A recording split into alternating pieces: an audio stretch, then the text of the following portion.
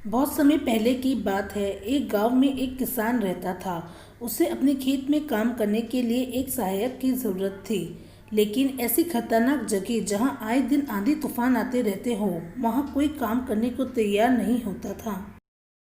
किसान ने एक दिन अखबार में इश्तिहार दिया कि उसे खेत में काम करने वाले एक मजदूर की ज़रूरत है।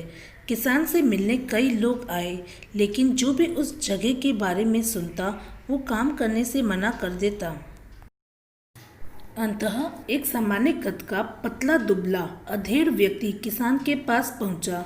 किसान ने उससे पूछा, क्या तुम इन परिस्थितियों में काम कर सकते हो?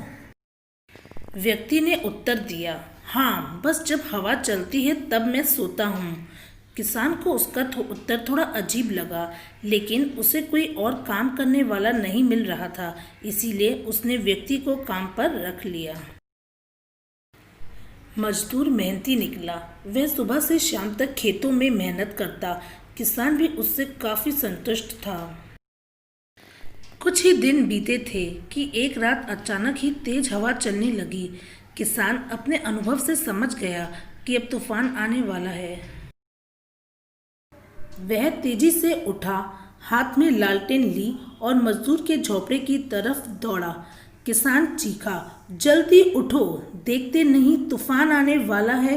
इससे पहले ही कि सब कुछ तबाह हो जाए, कटी फसलों को बांध कर ढक दो और बाड़े के गेट को रस्सियों से कस दो। मजदूर बड़े आराम से पलटा और बोला, नहीं जनाब, मैंने आपसे पहले ही कहा था कि जब हवा चलती है तो मैं सोता हूँ। यह सुन किसान का गुस्सा सातवें आसमान पर पहुँच गया। उसे मजदूर पर बड़ा गुस्सा आया, पर अभी वो आने वाले तूफान से नुकसान को बचाने के लिए भागा। किसान खेत में पहुंचा और उसकी आंखें आश्चर्य से खुली रह गई। फसल की गांठें अच्छी से बंधी व तिरपाल से ढकी हुई थी। साथ ही बाड़े का दरवाजा भी मजबूती से बंधा हुआ था। सारी चीजें बिल्कुल व्यवस्थित थी। नुकसान होने की कोई संभावना नहीं बची थी। किसान अब मजदूर की ये बात कि जब हवा चलती है तब मैं सोता हूँ समझ चुका था। अब वो भी चैन से सो सकता था। दोस्तों, हमारी ज़िंदगी में भी कुछ ऐसे तूफान आने तय हैं। ज़रूरत इस बात की है कि हम उस मजदूर की तरह पहले से तैयारी करके रखें, ताकि मुसीबत आने पर हम भी चैन से सो सकें। जैसे कि यदि कोई विद्यार्थी शुरू से पढ़ाई करे तो परीक्षा के समय वह आराम से रह सकता है। हर महीने बचत करने वाला व्यक्ति पैसे की ज़रूरत पड़ने पर निश्चिंत रह सकता है।